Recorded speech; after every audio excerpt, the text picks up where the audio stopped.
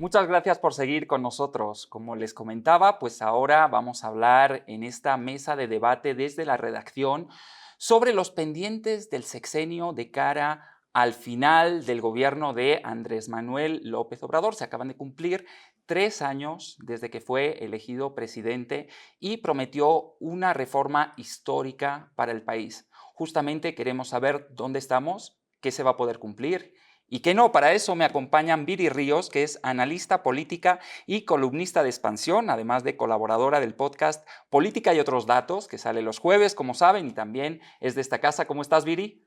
¿Qué tal? Muy bien, muchas gracias. Y Jorge Sánchez Tello, director del programa de investigación aplicada de la Fundación de Estudios Financieros Fundef. ¿Cómo estás, Jorge? Muy buenas noches, Eladio. También buenas noches, Viri. Un gusto saludarlos. Un gusto saludarlos a los dos. Empecemos. ¿En qué situación estamos ahora mismo? ¿Cuáles de esas promesas ya se han cumplido o se podrían cumplir en los 3 años y poco más que le queda de gobierno a Andrés Manuel López Obrador? Viri. Bueno, yo creo que si yo tuviera que decir cuál ha sido el más importante y más grande éxito de los 3 primeros años de López Obrador, yo sin duda diría que es en materia laboral. Hemos visto un presidente que ha aumentado en al menos 44% el salario mínimo, que ha también reformado importantes leyes para limitar, por ejemplo, el outsourcing, que está incluso tratando de hacer que las grandes empresas paguen sus adeudos fiscales que tenían por muchos años. Esto se ha visto reflejado, o al menos hasta antes de la pandemia se había visto reflejado en el hecho de que la pobreza laboral, es decir, los trabajadores que a pesar de tener un trabajo de tiempo completo, tenían un ingreso que no les permitía satisfacer las necesidades básicas de su familia, se redujeron al mínimo más mínimo que hemos visto en 12 años. Sin embargo, creo que también nos deja pues muchos pendientes fuera de esta agenda laboral. Yo creo que yo destacaría dos. El primero es la inseguridad, en la cual si bien no han crecido las tasas de homicidio y se ha reducido algunas tasas de ciertos crímenes como el secuestro o el robo a vehículo, no estamos viendo pues el retroceso, digamos, que necesitaríamos ver en estas tasas de homicidio. Y segundo, pues sin duda el tema de la reducción de la pobreza de manera más amplia, no nada más de los trabajadores, que creo que ha hecho muy bien, sino el tema general de la pobreza en la cual a razón de la pandemia, pues se espera que veamos un incremento de millones de personas en pobreza. Y también muy relacionado con el tema laboral. Se cruzó esta pandemia y todos esos avances pues quedaron a lo mejor como un nuevo pendiente para el gobierno. Jorge, ¿cómo lo ves? Tenemos un presidente con una agenda claramente social. Pienso que eso es bueno. Desde mi punto de vista, la mayor aportación que ha tenido este gobierno ha sido la reforma de pensiones, porque beneficia a los trabajadores con el aumento en la cuota de aportación obligatoria que va a haber en las AFORES, también lo que garantiza una pensión mínima garantizada.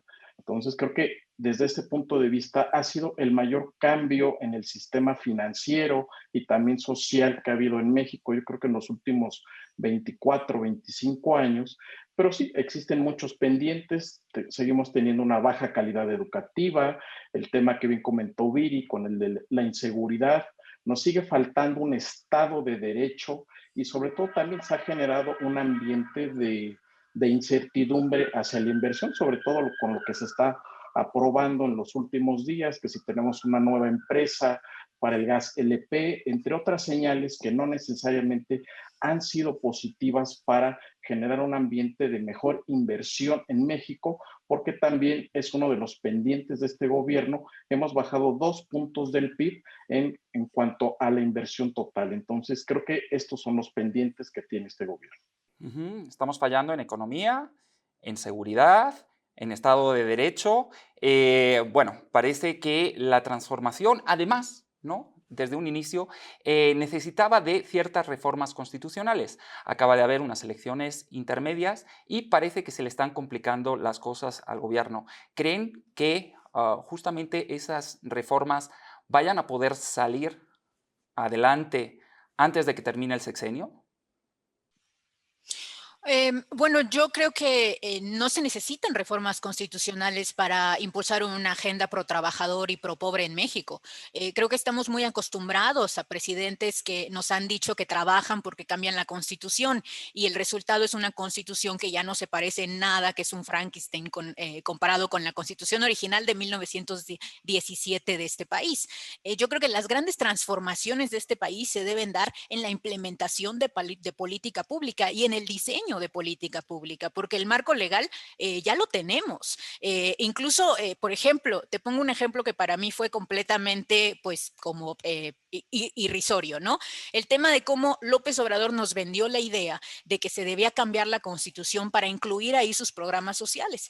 Cuando este país tiene al menos 25 años con programas sociales, no necesariamente estaban en la constitución, porque ya ahí están las anteriormente llamadas garantías individuales, actualmente derechos humanos, pues que ya preveían el hecho de que el tema, por ejemplo, del hambre, pues es absolutamente inaceptable para un país como el nuestro. Entonces yo más bien quisiera ver a un López Obrador y a un Morena en estos 3 años, que no sé si lo voy a ver, pero quisiera ver a un López Obrador haciendo política pública, dejando a un lado el Congreso, dándonos por primera vez una implementación de gobierno adecuada. Para mí, el gran error de los 3 primeros años de López Obrador ha sido minimizar la importancia del buen diseño de la política pública para poder llegar a los pobres y para poder cumplir su agenda.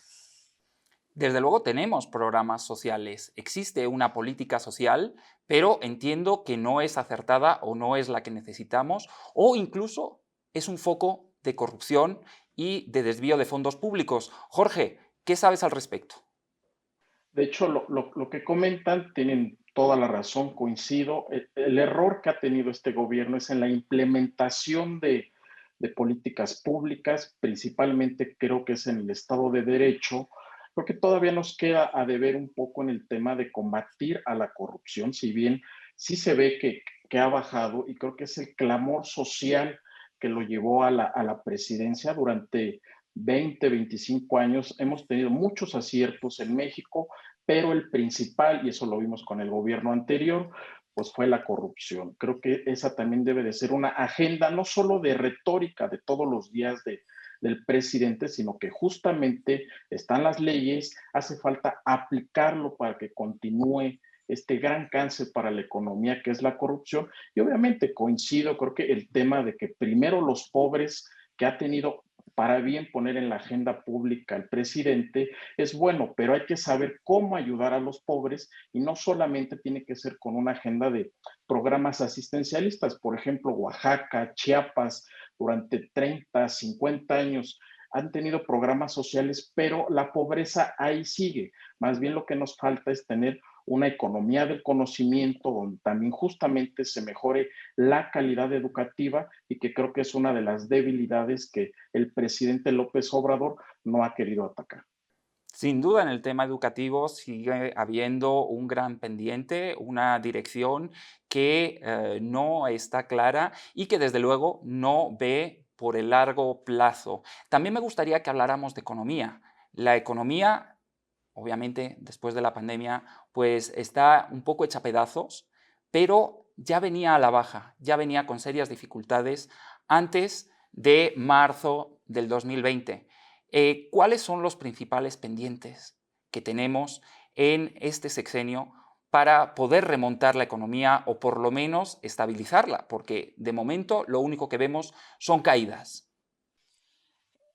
Para mejorar la economía debemos irnos un paso atrás, porque la economía es en realidad un resultado, no es, digamos, no es una política pública per se, es el resultado de múltiples acciones de gobierno y de la iniciativa privada que pueden o no dar un crecimiento económico, que puede o no ser redistributivo y que en el caso de México, aún en nuestros mejores años de crecimiento, ha sido enormemente regresivo y se ha concentrado en un puñado de ricos.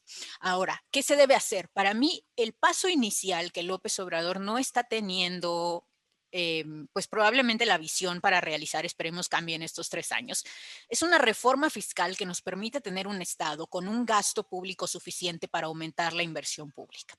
La razón por la cual México, a pesar de ser la 15ª economía más grande del mundo, tiene al 50%, estoy redondeando, de sus personas viviendo en pobreza, es porque no hemos podido crear una economía suficientemente grande para tener suficiente número de empleos y para tener suficiente número de empresas. Somos un país de changarreros. Somos un país en donde hay 5 millones de microempresas que en realidad son autoempleos y en donde hay un puñado de grandes empresas que han monopolizado los mercados en favor nuevamente de los que más tienen.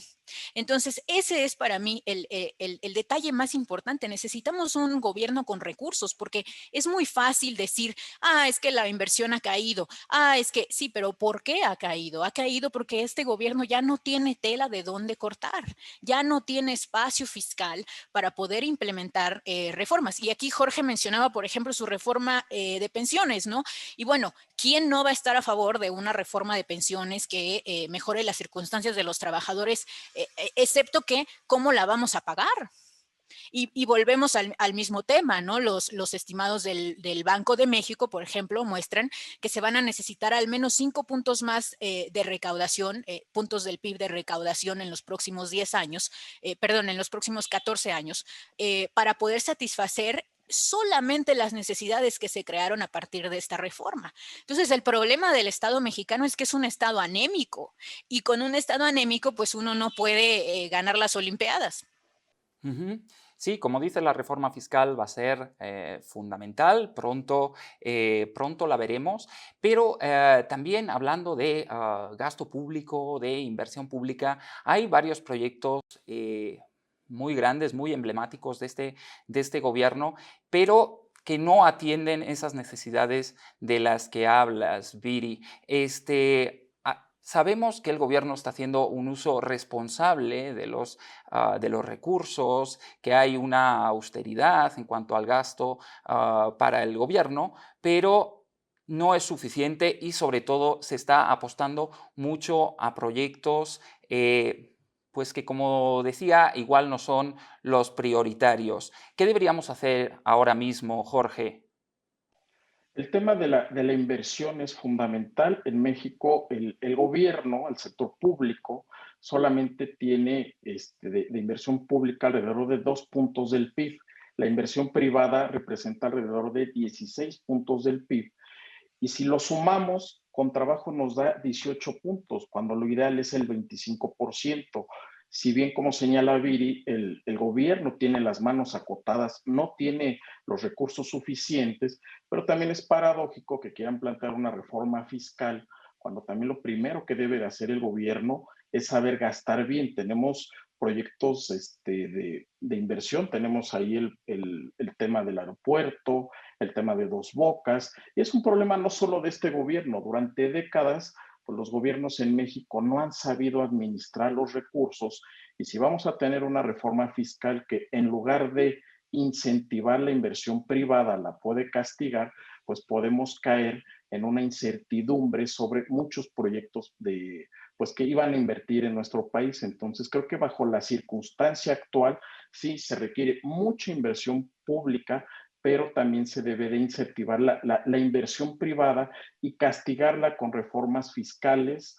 No necesariamente puede ser lo mejor y la prueba es que los países como México, que han hecho también reformas fiscales, no necesariamente han tenido un mejor desarrollo económico. El gobierno pasado hizo una reforma fiscal y no necesariamente por eso bajó la pobreza en nuestro país. Entonces, creo que México lo que debe de tener es un cambio de paradigma, sí dejar muchos de los vicios del pasado, pero sobre todo nos tenemos que enfocar en invertir mucho en investigación, en educación, para tener pues una economía del conocimiento. Bueno, pues muchísimas gracias, Viri Ríos, Jorge Sánchez Tello, por esta mesa de debate desde la redacción y muchísimas gracias a todos ustedes por seguirnos un día más en Expansión por ADN 40. Soy Eladio González y nos vemos todos los domingos a las 7 de la tarde.